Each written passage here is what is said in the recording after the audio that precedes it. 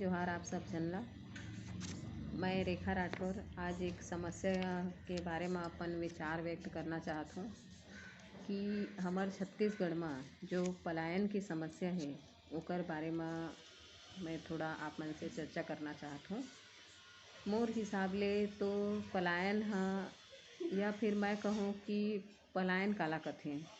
पलायन ओला कथें कि भाई एक स्थान ले दूसर स्थान में जाके या एक राज्य ले दूसर राज्य में जाके रहना और अपन मूलभूत आवश्यकता के पूर्ति करे के प्रयास करना हा पलायन कहलाथे। लेकिन ये पलायन की प्रवृत्ति कई रूप में देखे जा सकत है। जैसे एक गांव ले दूसर गांव में जाके या एक नगर ले एक गांव ले नगर में जाके या फिर नगर ले फिर गांव में आके। परंतु हमार छत्तीसगढ़ में गांव ले शहर के ओर पलायन के प्रवृत्ति है कुछ ज़्यादा हवे है कि नहीं।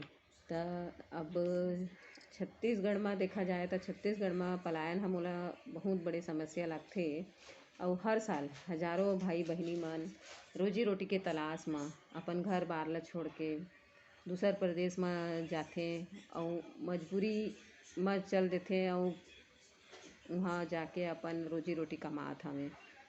पलायन छत्तीसगढ़ बर खाली सामाजिक समस्या नहीं है बल्कि एक ठक राजनीतिक समस्या घलोक हावे।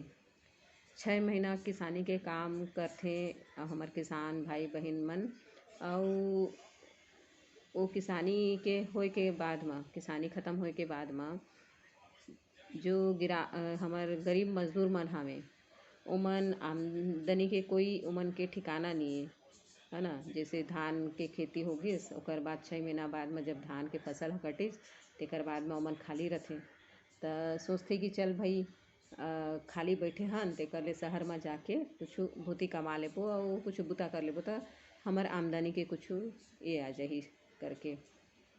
तो शहर के फैक्ट्री के ठेकेदार मन का करत हवे हमार एती के बाहिर राज्य ले आदमी मनखे मन ला लान के ओमन ओती ओमन ला काम देवत हवे।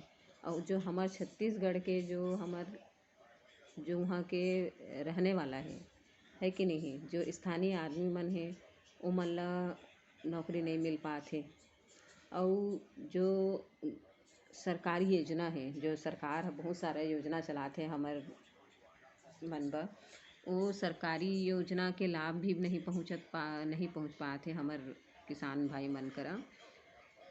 तो मोला ऐसे लगथे कि एकर बना हमार जो ये बड़े बड़े पोस्ट में आप मन देखिया तो जो बाहर के आदमी मन आए हवे ओमन बैठे हवे ये बड़े बड़े पोस्ट में। और जो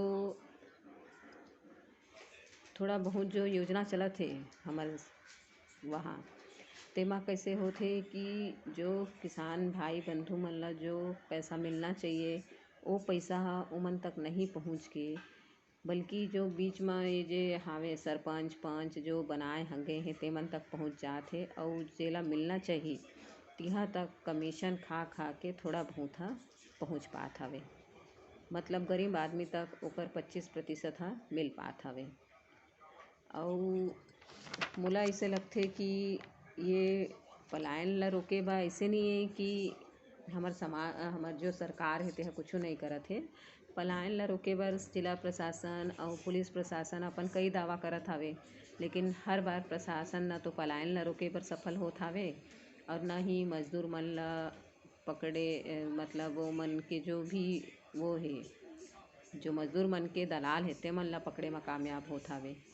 एमन के नाक के नीचे ले मनखे मन ला दूसर प्रदेश में काम करे बा भेजत हवे। समाज अगर सशक्त और परस्पर एकजुट रही तो पलायन ला रोका जा सकत हन। राजनीतिक वोट के पीछे और जो भी राजनीति में हावे या फिर जो मन खड़े होते ओकर एक वोट के पीछे जो आदमी हावे अगर जो मनखे हावे ओमन ला देखा जाए और ओमन के सेवा के भावना से ही जो राजनीतिक व्यक्ति खड़े हावे तेहा अपन काम ला करे तब पलायन की समस्या ख़त्म हो सकत है। अब गांव में रोजगार के साथ शिक्षा के साथ साथ बिजली घर सड़क संचार स्वच्छता और ये जो बुनियादी सुविधा हवे शहर के तुलना में बहुत कम हवे। ये बुनियादी कमी तो हावे ही, साथ साथ गाँव मन में भेदभावपूर्ण सामाजिक व्यवस्था घलोक हावे। ओकर चलते शोषण और उत्पीड़न ले तंग आकर भी बहुत झन मन का करथे कि अपन शहर की ओर रुख कर लेथे, है कि नहीं भाई।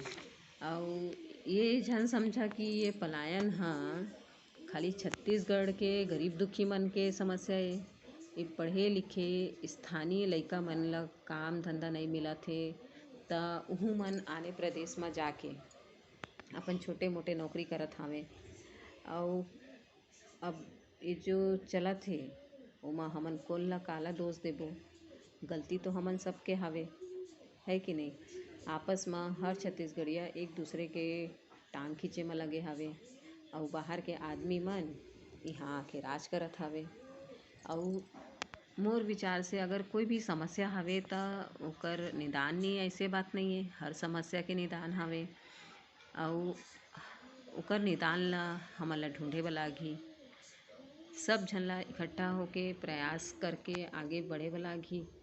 लेकिन अभी देखा जाए तो देर तो हो गए हावे, पानी थोकन थोतना के नीचे तक आ गए है।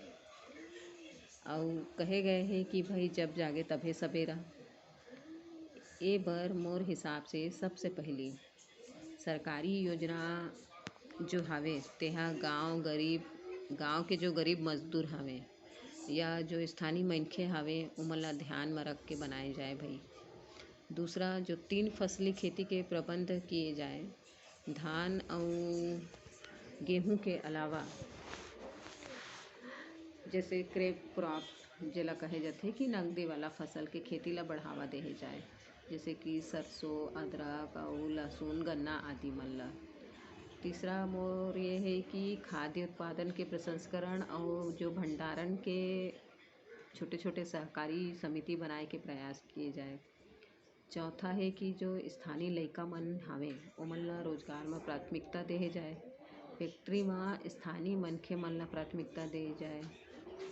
और पांचवा है कि गधा मजदूरी ला छोड़ के तकनीकी के प्रयोग ला बढ़ावा दिए जाए। और छठवा, सामान्य डिग्री के जगह में जो रोजगार से आधारित डिग्री हावे तेमा पढ़ाई लिखाई करवाया जाए, वो छोटे छोटे ये करवाए जाए, खोले जाए, है ना। तो हमार जो पूर्व राष्ट्रपति रही हैं APJ अब्दुल कलाम जी, वह कहे रही हैं कि शहरों में गांव में ले जाकर ही जो शहर में मनखे हावे वहाँ के मनखे मन ला गाँव में ले जाकर ही पलायन के जो ये हावे प्रवृत्ति तेला रोके जा सकत है। और वही ओकर ये हावे करके निदान हावे करके